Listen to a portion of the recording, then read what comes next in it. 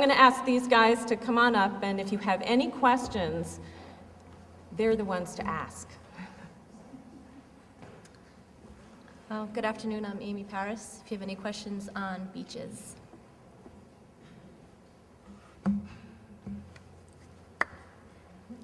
Excellent, yes. What is the possibility of opening some of the beaches in the Upper Bay? That's definitely something that we're looking at.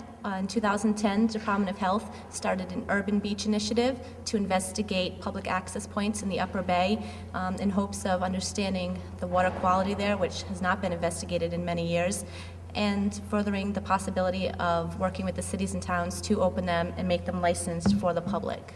And that is something we're continuing this year, and we're hoping and looking forward to. And this is despite the effluent from sewage treatment plants in the Upper Bay? Over the years, the past 2 years, we have seen a significant decrease in beach closures and improvement in water quality, which can be attributed to many different things, including the CSO tunnel. So we're very excited to see what the results give us this year. Thanks. Anyone else? Yes. Will they have a standard for beach closures for plastic? Because the places where I go, the amount of plastic seems to like build up every year. It's kind of, if you end up there or in the North Pacific Gyre. I have to say I don't have an answer to that question.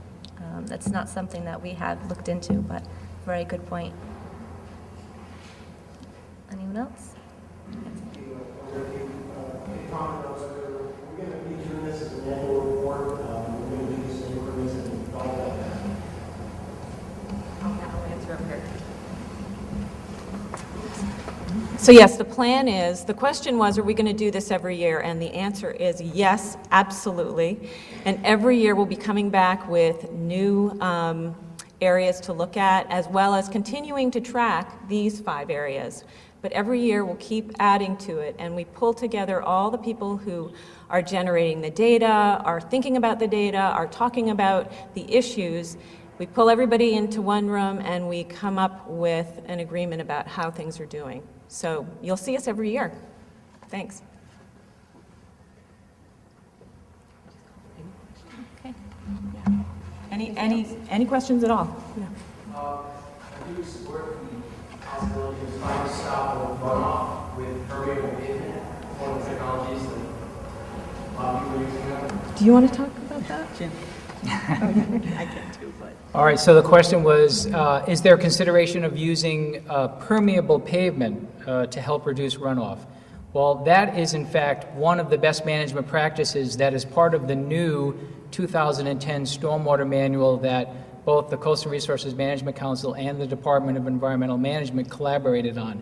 So primarily as a result of legislation passed in 2007, which essentially mandated both of the agencies to work on developing this new manual, the General Assembly also requested that we incorporate low-impact development techniques. And permeable pavement is, in fact, one of those LID practices amongst many others. So the practices that we are requiring people to employ now as part of new development and redevelopment projects are to reduce the amount of runoff from any one particular site, to encourage more infiltration of precipitation, so we're actually recharging groundwater, and therefore there's less surface water runoff, and we're also getting better pollutant removal efficiencies because we're actually using biological systems like bioretention cells and wet vegetated treatment systems, etc. So the short answer to your question is yes, we encourage permeable pavement. This past year, both Maryland and Virginia have passed laws restricting use of chemical fertilizers, and we have both residential and commercial uses. Is there anything like that we have? We have threatened runoff in Chesapeake Bay. And I wonder if anything like that is in the works for Well, I can say that it's certainly something that we're looking at. Some communities have looked at the possibility of implementing a local ordinance But I think that as a whole, I think we have to look very carefully at the legislation that's been passed in these other states, because we know that fertilizers, particularly applied by homeowners, generally tend to think that, well, gee, if 1 pound per 1,000 square feet is good, maybe if I do 2 pounds per 1,000 square feet, my lawn will be greener. And in fact, it's a waste of their money, it's a waste of resource, and it promotes more nutrient enrichment in our waterways and runoff. So it's definitely something we're going to consider, but I don't see any movement at the moment.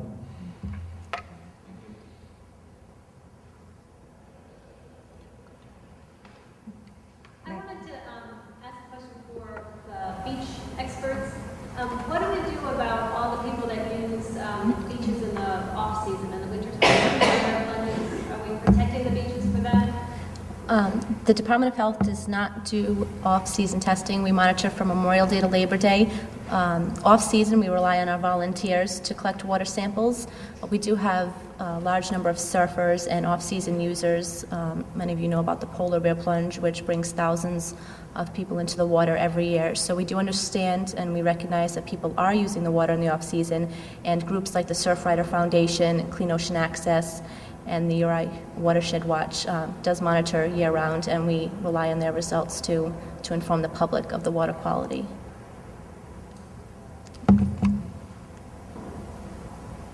Yes. Does this tie into a single overall marching plan or individual plans, or how are you going about looking at this as a whole or individual? You mean the Watershed Counts process?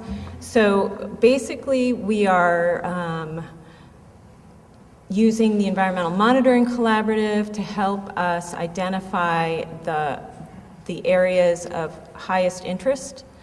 And it also depends a little bit on what data are available. But we also need to bring in partners from Massachusetts to start working with them more effectively as well.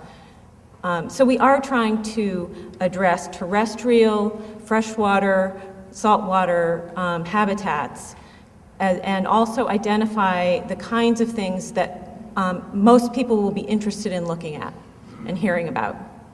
Does that answer your question? Okay.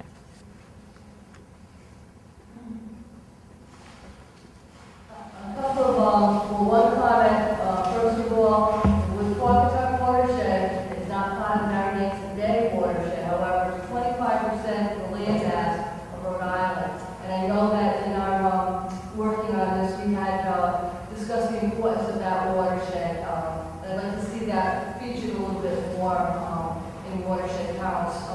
Impervious surface, for instance, is a real concern in a watershed like ours, where we have so many small streams and in good health. So as part of this, I know we had discussed that there is a threshold of impervious surface where when you go over it, it tends to degrade the habitat. Is this something that we can make more prominent so that more thought can be put into either helping communities work towards plans to limit the amount of impervious surfaces? I think it's a very important parameter to have people understand and work. That's a good point. Do you want to cover that one too? Do that. Is it Scott?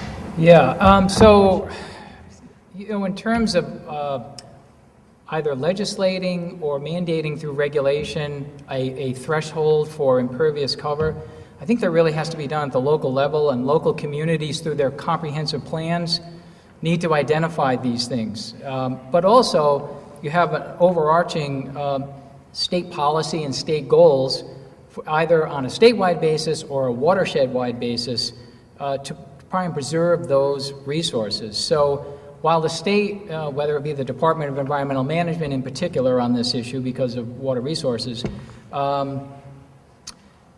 they could certainly establish some goals that they would like to see communities reach, but I think it has to be regulated at the local level through the comprehensive plans and through local ordinances restricting, how much impervious cover can be associated with, for example, a new subdivision or some type of new commercial development. And that really ties in, again, back to the stormwater manual, where we require low-impact development techniques, and part of which is that site planning process to reduce the amount of overall, to reduce to the maximum practicable, to have the minimum amount of impervious surface on a particular site.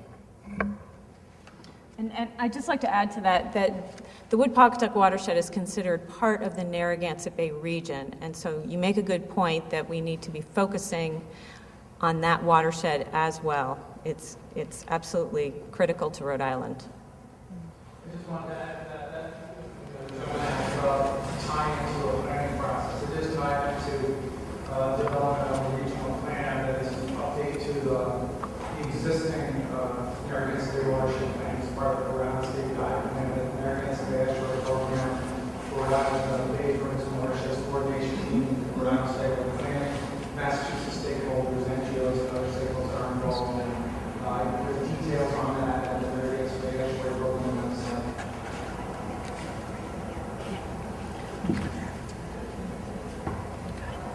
No.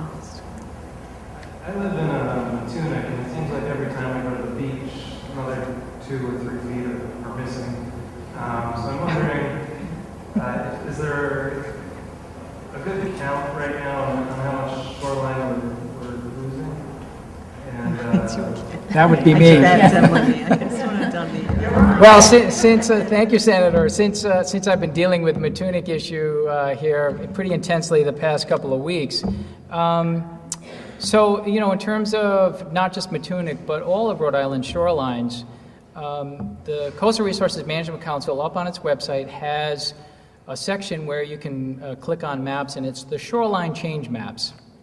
And these were put together by Dr. John Boothroyd at the University of Rhode Island and some graduate students, and they were comparing shoreline change from 1939 up until present times, and they looked at 5 different series of years to look at the significant changes. And so for every 100-meter transect along the shoreline, and by the way, this is westerly all the way up into the bay, all the way over to Little Compton. Sorry to say we don't have Block Island at the moment, but that's being worked on. So you can actually look at the average annual erosion at any one particular shoreline segment. And certainly there are some segments of the shoreline that are eroding faster than others, and believe it or not, there are some segments of the shoreline that are actually accreting. They're gaining sand. To address this issue of shoreline erosion, we really have to think, out into the future here in terms of sea level rise, which we know is accelerating now beyond the long-term averages. We are planning as part of our policy in the coastal program to be looking at between 3 and 5 feet by 2100. That's about 90 years from now.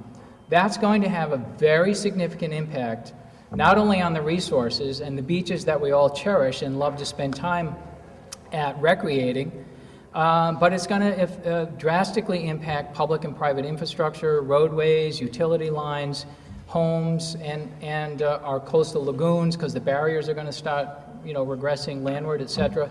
So, this is an issue that is very serious, and we really need to be planning proactively for the future. And so we've got the framework for that started now, and hopefully, of course, with the Climate Change Commission, we're hoping to see engaged here shortly. We all stand ready to assist the General Assembly and the Climate Change Commission so that Rhode Island can really be planning accordingly for its future.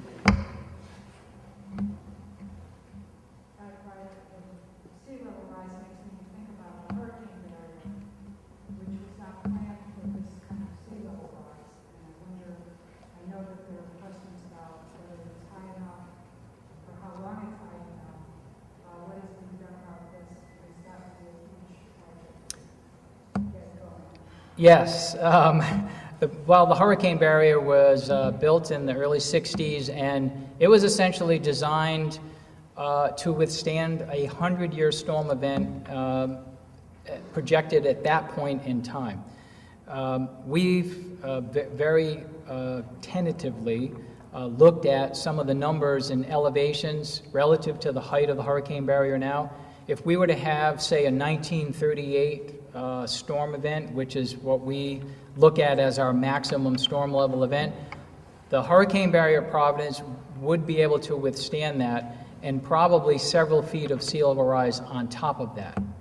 But we do need to be looking at that particularly now because of the I-way construction has sort of changed some of the shoreline dynamics there. There's been a little bit of filling, there's been a little bit of removal of material. So without some very specific flood impact studies, which actually are being planned here in the next year or two, we'll have a better understanding as to the impacts in the future on the hurricane barrier. But should we get a hurricane this coming season, I think downtown Providence will be okay as long as the Army Corps makes sure that the barriers are down.